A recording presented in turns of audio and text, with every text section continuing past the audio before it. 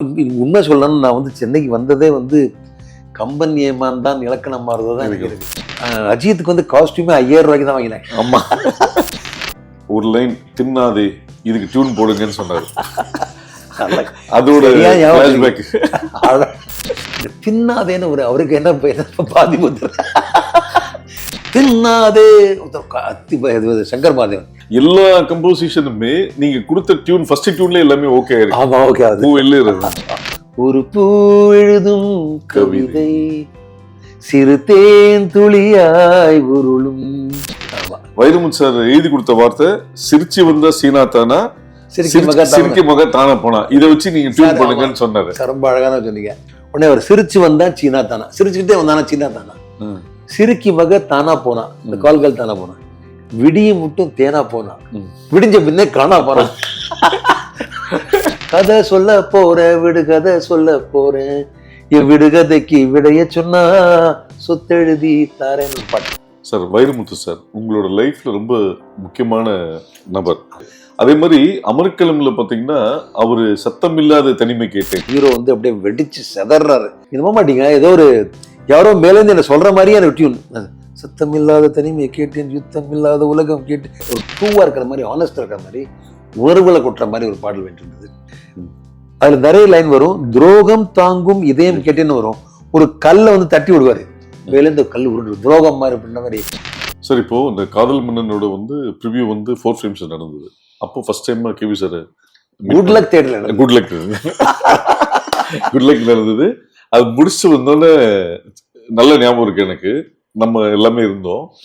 யாரு மியூசிக்னாரு, இவர் தான் மியூசிக்கு அப்படின்னோடனே சேர்த்து நான் இப்ப படம் பண்ணல, ஆனா என் கம்பெனி பண்ற படத்துல நீ தான் பண்ற அப்படின்னு தான் பூவேலியும் ரோஜாவனம் நடந்தது. ரெண்டுமே ஹிட். அந்த படத்துல நீங்க இருந்தீங்களா? 2 படம் பெரிய கரெக்ஷன் இருக்கு. அப்புறம் ஆக்சுவலி கேபி சாரோட ஃபார்முலான்றது ஒரு டிஃப்ரெண்டான விஷயம். அவரோட ஆர்டிஸ்டிக்கும் ரியலிஸ்டிக் எமோஷன்ஸ் எல்லாமே இருக்கும். அவரோட பிலிம் மேக்கிங் ஸ்டைல இந்த கம்போசிஷன் பிலாசபி வந்து எப்படி ஷேப் பண்ணுச்சு? ஏன்னா அவரோட இன்டராக்ஷன் எல்லாமே இருந்தது. அவரோட இதுவும் உங்களோட மியூசிக் கம்போசிஷன் பிலாசபியும் எப்படி? அதாவது நான் முதல்ல ஒரு மனிதனா பார்க்க சார் வந்து வேரியஸ் திங்ஸ். ஒன்று வந்து அவர் ஒரு ஒரு படம் வந்து நம்ம பூவேலி கம்போசிங் போது அவர் சொன்னாரு, என்னுடைய ரூம் வந்து பின்னாடி சொம்ப தான் இருக்கு, நீ அங்கே போய் பண்ண அப்படின்னு மாடியில் ஒரு ரூம்ல கொடுத்தாரு. நானும் செல்வா சாரும் அங்கே போய் உட்காந்து ஒரு பாட்டு பண்ணோம். அப்போ வந்து ஒரு ஒரு ஒரு பேப்பர்ல வந்து ஒரு பேப்பர் ஒரு பேனா இங்கே தொங்கிட்டு இருக்கு, அங்கே தொங்கிட்டு இருக்கு, அங்கே தொங்கிட்டு இருக்கு. அப்புறம் கேட்டேன் அவங்கள்ட்ட, எதனால இந்த மாதிரி அங்கங்க பேப்பர் ஒரு பேனா தொங்குது? ஒரு அப்பப்போ ஐடியா வந்தபோது குறிச்சு பாருங்க. இப்போ நம்ம நோட் பேட்லாம் பண்ணிக்கிற மாதிரி அவர் வந்து அப்போ அந்த பிடிச்சி பாரு. ஸோ எனக்கு பயங்கர ஒரு என்ன செய்யுது, ஒரு அதாவது இவ்வளோ பெரிய ஜாம்பான்னு பாருங்க அவருடைய இன்வால்மெண்ட்டு. அதே மாதிரி அவருடைய படங்கள்லாம் அவர்கள் என்னைக்குமே ஒரு பாட்டுக்கு இம்பார்ட்டன்ஸ் உண்டு. அது மாதிரி பெரிய பெரிய இளையராஜா சார் எல்லாரும் பண்ணியிருக்காங்க. V Kumar sir. ஆமா, எல்லாம் அடேங்கப்பா. அந்த ஏதோ அந்த கதையோட எடுத்து போகும். ஆமா, இப்போ 7 ஸ்வரங்களில் எத்தனை பாடலாம் அப்படியே அந்த பாட்டு கூட போவாங்க. ஸோ அந்த மாதிரி இருக்கிற ஒரு கவத்தட்டை வந்து நம்ம படம் பண்றோம்னாங்கிற போது எனக்கு ரொம்ப ஒரு பொறுப்பும் பெருமையா இருந்தது. அதே மாதிரிதான். ஆனா உண்மை சொல்லணும்னு நான் வந்து சென்னைக்கு வந்ததே வந்து கம்பன் ஏமான் தான் இலக்கணம் மாறுறது தான் எனக்கு இருக்கு. குருவே அந்த எஸ்பி பாசுவோட மிகப்பெரிய ஃபேன்.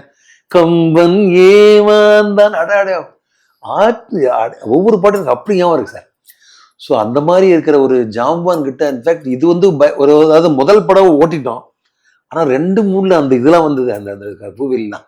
அங்கதான் நமக்கு மிகப்பெரிய ஒரு பாடம் மாதிரி இருந்துச்சு. ஏன்னா குறிப்பா உங்களுடைய ஹாலிவுட் கோலிவுட் இயர்ஸ்ல வந்து மெலோடியஸ் சைக்காலஜிக்கல் டெப்த் வந்து அது கொடுக்கணுன்ற ஒரு கட்டாயத்திலயும் இருந்தது. இன்னொன்னு அவரு பல ஜாமான்களை கடந்து வந்தவர். சோ எல்லா கம்போசிஷனுமே நீங்க கொடுத்த டியூன் ஃபர்ஸ்ட் டியூன்ல எல்லாமே ஓகே ஆயிருக்கு. அது வந்து லைஃப்ல உங்களுக்கு அது மறக்க முடியாது. ரொம்ப அதாவது அதுல வந்து எனக்கு நான் வந்து I should thank Vairamuthu sir also. எப்படின்னா அவரோட வரிகள் சார், ஒரு பூ எழுதும் கவிதை சிறு தேன் துளியாய் உருளும். நீங்க நினைச்சு பார்த்தீங்கன்னா அவ்வளோ அழகா இருக்கும் சார். ரொம்ப அழகா டெப்தா பாடுவாரு. அப்புறம் அதே மாதிரி பூவியில் ஒரு பாட்டு வரும் சார், இது மறக்கவே மறக்காது. அதாவது கேரக்டர் இல்லைன்னா ஒரு வீட்டுக்குள்ள போவாங்க, கார்த்திக் போவாரு. அதுல வந்து அந்த அந்த அந்த பொண்ணோட அப்பா வந்து ராதாரவி சார். அவர் மாத்திரம் இவரை ஏத்துக்கவே மாட்டார். ஸோ ஒரு நாள் கடுப்பாக பேசவே மாட்டேன். இப்போ ஒரு மற்றவ எல்லாத்தையும் ஃப்ரெண்ட்லி ஆயிடுவார், ஆனால் அவர் மாத்திரம் பேச மாட்டேன். இப்போ அது சுச்சுவேஷன் என்ன சொல்கிறாரு கேள்வி சார், செல்வா சார், நம்ம இவர் அதாவது ஒரு பாட்டு பண்ணுவோம் சார், அது விடுகதை மாதிரி இருக்கணும். அவங்க எல்லாரும் இப்படி பேசி இருப்பாங்க, ஒவ்வொருத்தரும் கேட்க ஒரு பதில் சொல்லி வருவாங்க. கடைசியில் எல்லாருமே வந்து என்னத்தை திணறும் போது டப்புன்னு தெரியாமலே ஒரு பதில் சொல்லிடுவாரு. ஸோ பேச்சு வந்துடும் அப்படின்னு சொல்லி ஒரு பாட்டு இருக்கு. கதை சொல்ல போறேன், விடுகதை சொல்ல போறேன், இவ்விடுகதைக்கு விடைய சொன்னா சொத்தெழுதி தாரேன்னு ஒரு பாட்டு. இந்த பாட்டு வந்து நீங்க செல்வா சார் என்ன பண்ண ஒரே ஷாட்ல எடுத்தார். ப்ராப்ளி இது ஒன்லி சாங். மனோரமா, நிழல்கள் ரவி, சார்லி, கார்த்திக், அந்த ஹீரோயின் கௌசல்யா, இப்படி எல்லாருமே 10-15 பேர் இருப்பாங்க. எல்லாரும் அவங்க குரல்ல பாடினாங்க. ஸோ இதெல்லாம் வந்து அந்த மாதிரி அந்த ஸ்கூல்ல இருந்தா சார் இந்த பாட்டெல்லாம் வரும். நான் ஒரு சொல்றேன், இவர் யாருக்கு நீங்க ப்ரொடியூஸ் பண்ணாலும், அதாவது அந்த அவரோட இன்புட் இருக்குல்ல, அது எல்லார் மேலேயுமே தெரிஞ்சோ தெரியாமலே செல்வா சார் மேலேயும் வந்திருக்கும், இல்லை என்ன மாதிரி ஆட்களுக்கு வந்திருக்கும். நிச்சயமா. ஸோ அது மிகப்பெரிய ஒரு ஸ்தாபனம் சார் அது. சார் வைரமுத்து சார் உங்களோட லைஃப்ல ரொம்ப முக்கியமான நபர். பொதுவா வந்து டியூனுக்கு பாட்டு எழுதுறது போய் அவரோட கவிதைகளுக்கும் நீங்க டியூன் பண்ணிருக்கீங்க. உதாரணத்துக்கு வந்து வசூல் ராஜால இந்த காடு திறந்து அது, அதே மாதிரி அமர்கலம்ல பாத்தீங்கன்னா அவரு சத்தம் இல்லாத தனிமை கேட்டேன், ஓகேங்களா, அது வந்து அவர் வந்து எழுதின கவிதைகள் எல்லாமே வேண்டும் வேண்டும் இருந்தது, அது உங்களோட மியூசிக்ல கேட்டேன்னு மாத்தினீங்க. அது எப்படி நடந்தது? அதாவது ஒரு படத்துல வந்து ஒரு சிச்சுவேஷன் அப்படின்னா ஹீரோ வந்து அப்படியே வெடிச்சு செதறாரு தன்னோட கோபத்துல. ஆமா. ஸோ அது அழகா ரொம்ப அப்படி சீக்வன்ஸ் வந்து இந்த பாட்டு வரும். ஸோ வந்து அவர் சொன்னாரு, சரண் சொன்னாரு, இது மாதிரி நீங்க பாட்டு பண்ணுங்க சார். ஆனா இப்போ வைரமுத்து சார்கிட்ட போய் நான் சொன்னேன் சார், தொடர்ந்து நிறைய அப்படியே கொட்டுற மாதிரி பாட்டு இருந்தா. அப்போ அவர் சொன்னாரு, இதுக்கு நம்ம ஒன்று பண்ணுவோம், அவரோட புக் இந்த இருக்கு, அதுல நான் வந்து தரேன் அப்படின்னு சொல்லி அவரோட வந்து அது நீ சொன்ன மாதிரி இந்த வேண்டும் வேண்டும் இருந்தது அதெல்லாம் அப்படியே கட் பண்ணி இப்போ எனக்கு ஞாபகம் இருக்கு, அவர் அப்படியே கட் பண்ணி அந்த பெண்ணாலே கேட்டு அந்த புக்ல அவர் தான். ஸோ அந்த கேட்டு கொடுத்தாரு. நானும் இதை பார்த்த உடனே இது போக மாட்டீங்க, ஏதோ ஒரு யாரோ மேலேருந்து என்ன சொல்ற மாதிரியே எனக்கு டியூன், சத்தம் இல்லாத தனிமையை கேட்டேன், யுத்தம் இல்லாத உலகம் கேட்டு, நான் அப்படியே பாடிட்டே போயிட்டேன் அந்த பாட்டை. நம்ப மாட்டீங்க, ஒரு பாதி வரையும். ஸோ அந்த கம்போசிங் வந்து அந்த ஃப்ரேம் ஒர்க் கம்போஸ் ஒரு 10 நிமிஷத்துல முடிஞ்சுது. அப்புறம் அந்த டியூனை வந்து நம்ம அவர்கிட்ட சொன்னோம், சில கதைக்கு ஏற்ற மாதிரி சில இதை வேண்டும், இதை கேட்டேன்னு அதை கேட்டேன்னு வரும், அதெல்லாம் வரும். ஆனால் இதுதான் அதோட மிகப்பெரிய ஒரு ஸ்டார்டிங் பாயிண்ட். ரெண்டாவது அதை எடுத்த உங்களுக்கு நீங்கள் அந்த ப்ரொடக்ஷன்ல இருந்திருக்கீங்க, உங்களுக்கு ஞாபகம் இருக்கும், அஜித்துக்கு வந்து காஸ்டியூமே 5000 ரூபாய்க்கு தான் வாங்கினாங்க. ஆமாம். இப்போ வந்து வெறும் அந்த பாண்டி விசாரில் போய் ஒரு some jeans some T-shirt road side தான் வாங்கினாங்க. ரோட் சைடு மீன்ஸ் அது யதார்த்தமாக வாங்குறதுக்கு. ஒரு ஸ்டைல் சில்வர் செயின் வாங்கினாங்க. அப்புறம் வந்து ஸோ அது எல்லாமே வந்து ஒரு ட்ரூவாக இருக்கிற மாதிரி, ஆனஸ்டாக இருக்கிற மாதிரி, உணர்வுகளை கொட்டுற மாதிரி ஒரு பாடல் வேண்டியிருந்தது. அதுக்கேற்ற மாதிரி செஞ்சி கோட்டையில் போய் ஷூட் பண்ணாங்க. அப்புறம் ராம்ஜி சார், அதுல நிறைய லைன் வரும். துரோகம் தாங்கும் இதயம் கேட்டேன்னு வரும். ஒரு கல்லை வந்து தட்டி விடுவாரு, மேலே இந்த கல் உருண்டு துரோகம் மாதிரி பண்ண மாதிரி. ஆனால் கிளாஸ் ராம்ஜியோட மிகப்பெரிய அதுலேயே வந்து உன்னோட வாழ தான் அவரும் வந்து கொரியோகிராஃப் பண்ணாரு. ஷாலினி ஃபர்ஸ்ட் பண்ணாங்க. இப்படி எல்லாமே அப்படியே நமக்கு எதாவது சொல்லி வச்ச மாதிரி ஏதாவது அது ஒரு விஷயங்கள் நடந்தது. பட் அதிர்ஷ்டம் என்னன்னா எல்லாமே பாசிட்டிவ் அமைஞ்சது. அதில் வந்து அந்த எஸ்பிபி சாருக்கு வந்து கேளடி கண்மணிக்கு அப்புறம் இந்த பாட்டு வந்து நம்ம டி நகர்ல அந்த மெயின் ரோட்ல இருக்க ஸ்டுடியோல தான் இது ரெக்கார்ட் பண்ணாங்க. சோ வந்து ஒரு வாட்டி டியூனை கேட்டு ஒரு ரிஹர்சல் ஒரே டைக்ல அவர் பாடினாரு. இது அந்த மொமெண்ட் எப்படின்னா இது வந்து ரொம்ப கஷ்டமான ஒரு செட்டப் சார். இது என்ன பாட்டு பாடுறதுங்கிறது வந்து இது வந்து பல்லவி சரணம்னு கிடையாது. இது இப்படி போகும் ரிப்பீட்டேஷன் கிடையாது, டியூன் ரிப்பீட்டேஷன் கிடையாது, வரிகள் ரிப்பீட்டேஷன் கிடையாது. தொடர்ந்து நான் ஒரு 90 வரி 4 நிமிஷத்துக்கு பாடினேன்னா அது அவரை மாதிரி ஒரு பெரிய ஆளால் தான் பாட முடியும். அதுவும் நாங்கள் ரெக்கார்ட் பண்ணுற போது கொஞ்சம் மாற்றி ரெக்கார்ட் பண்ணோம். அதாவது அந்த ஒரே மூச்சில் பாடுறது கொஞ்சம் டெக்னிக்கலாக வருது. ஆனால் அதெல்லாம் அவர் தான் பாடி கொடுக்க முடியும் சார், வேற யாராலும் போட முடியாது. அதெல்லாம் நாங்கள் நிஜமாவே அந்த ஒரு எங்களுக்கு மிகப்பெரிய ஒரு பூஸ்ட் கொடுத்தது அந்த பாட்டு தான். எனக்கு இன்னொரு சுவாரஸ்யமான சம்பவம் ஞாபகம் இருக்கு. வைரமுத்து சார் வந்து உங்களுக்கு 2 சேலஞ்சு கொடுத்தாரு. ஒன்று வந்து ஒரு லைன் தின்னாதே இதுக்கு டியூன் போடுங்கன்னு சொன்னாரு. அதோட சொல்லுங்க இது எப்படி நான் வந்து அமர்கலம் படம் கம்போஸ் பண்ற போது கொடைக்கானல் உட்காந்துருந்தோம். அப்போ வந்து பாட்டுலாம் பண்றோம். அப்பெல்லாம் சார் பாட்டுக்கு அப்பெல்லாம் ரொம்ப ஜாலியா இருக்கு. அப்படின்னா music director, lyric writer, director, அப்புறம் அவங்க ஃப்ரெண்ட்ஸ் எல்லாம் உட்காந்துட்டு இது எப்படி பண்ணலான்னு ஒரு சிந்தனை கிரியேட்டிவ் தானே. ஸோ அவர் எப்படி பேசிட்டு போது என்கிட்ட சொன்னாரு, யோ இந்த தின்னாதேன்னு ஒரு அவருக்கு என்ன பாதிப்பு தின்னாதே நான் பிடுங்க என்ன இம்சப்படுத்தாத அப்படின்னு ஒரு வார்த்தை அது, என்ன தின்னாதப்பா அப்படின்னு ஒரு பையன் அவர் சொல்ற அந்த வார்த்தையை வச்சு ஒரு பாட்டு பண்ணலாம். இப்போ நம்ம சொன்ன இது மாதிரி இந்த மாதிரி ஒரு தின்னாதே, அது ரொம்ப இன்ட்ரெஸ்டிங் வார்த்தை, இதை வச்சு பாட்டு பண்ணு அப்படின்னாரு. ஸோ நான் வந்து சரி சார், ஆனால் இந்த படத்தில் இப்போ டைம் இல்லையே, இப்போ இந்த இடம் இது அதாவது அதெல்லாம் முடிஞ்சு போச்சேன் சொல்லி அடுத்த படம் கரெக்டாக சரண் சார் என்ன பண்ணாரு, பார்த்தேன் சத்தியன். அப்போ வந்து தின்னாதேன்னு போடணும். நான் சொன்னேன் அவர் சொல்லியிருக்காரு பண்ணிடுவோம் அப்படின்னு. அப்போ வந்து அந்த பாட்டோட போய் பாருங்க, தின்னாதே சங்கர் மாதேவன் என்ன தின்னாதே நான தின்னாதே, ஆனால் இப்படி தின்னாதே அப்படி தின்னாதே, என்ன கொலை பண்ணாதே, என்ன இம்சப்படுத்தாதேன்னு கத்துவாரு. உடனே அவன் வந்து கூல சீ சீ சீ சீ சீ சீ சீண்டாதே என்ன சீண்டாதே, அழகா இருக்கும் அந்த கான்ட்ராஸ்ட். ஸோ அந்த மாதிரி அவர் கேஷுவலாக அவர் தின்னாதேன்னு சொன்னது அது ரொம்ப பிரசாந்த் சிம்ரன் ஆட் பண்ணுவாங்க பாட்டு. ஸோ அந்த மாதிரிலாம் அந்த கவிஞருடைய கிரியேஷன்ஸ் இதெல்லாம். இன்னொரு மேஜிக்கு, இன்னொரு சவால் என்னன்னா, நீங்களும் சரண் சாரும் ஹேடர்ஸ் கிளப்புக்கு போய் இந்த படத்தை சாங்கை வந்து 3 நாளுக்குள்ள முடிக்கணும்னு ஒரு கட்டாயத்துல போய் அந்த சாங் வந்து 5 நிமிஷத்துல முடிஞ்சது. வைரமுத்து சார் எழுதி கொடுத்த வார்த்தை சிரிச்சு வந்தா சீனா தானா, சிரிக்கி மக தானா போனா, இதை வச்சு நீங்க டியூன் பண்ணுங்கன்னு சொன்னாரு. ரொம்ப அழகான சொன்னீங்க. முதல்ல அந்த அது வந்து அந்த இது வரி பாருங்க, அந்த படத்துல எப்படி வரும்னா, ஒரு பையன் ஒரு ஆள் வந்து இறந்து போறான், சரிப்பா போ கொஞ்சம் என்ஜாய் பண்ணிட்டுப்பா அப்படின்னு ஒரு கால்கள்கிட்ட இருப்பாரு. இப்போ இவர் கொடுக்குறாரு வார்த்தை, அவர் சொன்னாரு சார் நான் கொடுக்குறேன் அவனுக்கு டியூன் இப்போ, சரி சார் கொடுங்க. உடனே அவர் சிரிச்சு வந்தா சீனா தானா, சிரிச்சுக்கிட்டே வந்தானா சீனா தானா, சிரிக்கி மக தானா போனா, இந்த கால்கள் தானா போனா, விடிய மட்டும் தேனா போனா, விடிஞ்ச பின்னே காணா போனான். அவர் டெபினேஷன் அவரை பாருங்க, அவர் பயங்கரமா 4 வரியில நச்சுன்னு சொல்லிட்டாரு. இப்ப நாங்க நார்மலி இந்த மாதிரி ஒரு லிரிக் வந்தா அதை வந்து பாடி பார்ப்போம், இந்த தாளக்கட்டில எல்லாம் எழுதிருப்பாங்கல்ல. இப்போ சிரிச்சு வந்தா சீனா தானா, சிரிக்கி மக தானா போனா, விடிய மட்டும் தேனா போனா, விடிஞ்ச பின்னே காணா போனா, நல்லா ஜிங்கு சிக்காச்சு, நல்லா குத்து பாட்டு மாதிரி இருக்கு. ஆனால் என்னைக்குமே ஒரு பாட்டு இந்த குத்து இப்படி பிளேனா இருக்கக்கூடாது, இல்லை ஒரு ஒரு பஞ்ச் இருக்கணும், ஒரு கடி இருக்கணும்.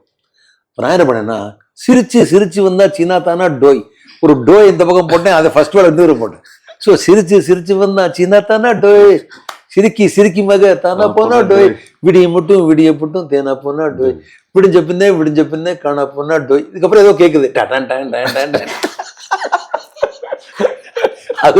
அதெல்லாம் வந்து ஒன் ஆஃப்டர் அவர் இப்படி கொடுத்த உடனே நமக்கு இப்படி தோணுது, இது வந்தப்புறம் இது வரணும். அது மாதிரி அதெல்லாம் சார் அவருடைய அந்த சொல்லாடல் இதெல்லாம் பயங்கர சார், இது அல்டிமேட் சார். அது மாதிரி வைரமுத்து சாரோட மெட்டாஃபாரிக்கல் ப்ரௌட் லாங்குவேஜ் வந்து உங்க வேலை பார்க்குற கம்போசிஷனை இந்த ப்ராசஸை சேலஞ்ச் பண்ணக்கூடிய விஷயங்கள் எதுவாக இருந்தது, எலிவேட் பண்ணக்கூடிய விஷயங்கள் எதுவாக இருந்தது, அவரது கவிதை ரிதம் மற்றும் எமோஷனல் வெயிட் உங்க மியூசிக்கை ஓவர் பவர் செய்யாமல் ரெஸ்பெக்ட் செய்ய நீங்க என்ன டெக்னிக் யூஸ் பண்ணீங்க? நான் வந்து ஒரு பெரிய விஷயம், எனக்கு தெரிஞ்ச விஷயம் சொல்ல ஆசைப்படுறேன்.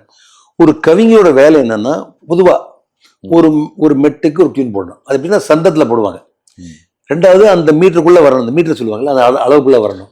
2வது அது வந்து அந்த கதை சம்பந்தப்பட்ட விஷயமா இருக்கணும். 3வது ஒன்று இருக்கு, அதுலதான் இவர் கிங், ஒலி. அதாவது we call it phonetics. இந்த பாட்டை கேட்ட உடனே அது சில வார்த்தைகள்லாம் கரெக்டா இருக்கும் சார். அதாவது இந்த வார்த்தையும் போடலாம், அந்த வார்த்தையும் போடலாம், ஆனால் அந்த வார்த்தையோட ஒலி வந்து, நான் ஒரு சின்ன எக்ஸாம்பிள் சொல்றேன். நாங்க வந்து அட்டகாசம் ஒரு படம் பண்ணோம், அப்ப நான் டியூன் அவர் கொடுத்தேன்,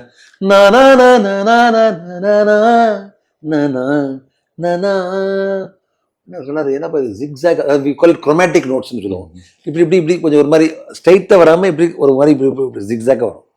அப்போ சொன்னாரு, இதை வந்து அவர் நான் எழுத போனது, அடுத்து அவர் தனி ரூம்ல உட்காந்து எழுதிருப்பாரு.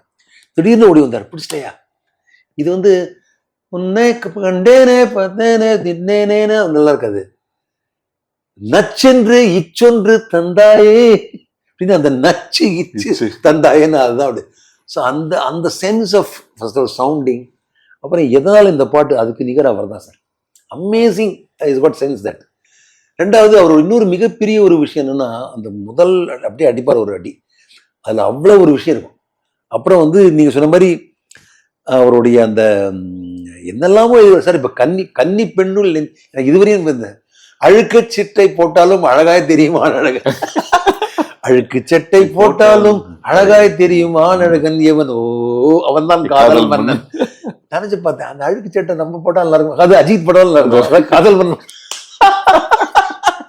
ஸோ அந்த மாதிரிலாம் ரொம்ப ஒரு நல்ல பண்ணுவார் சார் அவர். இது ஃபண்டாஸ்டிக்.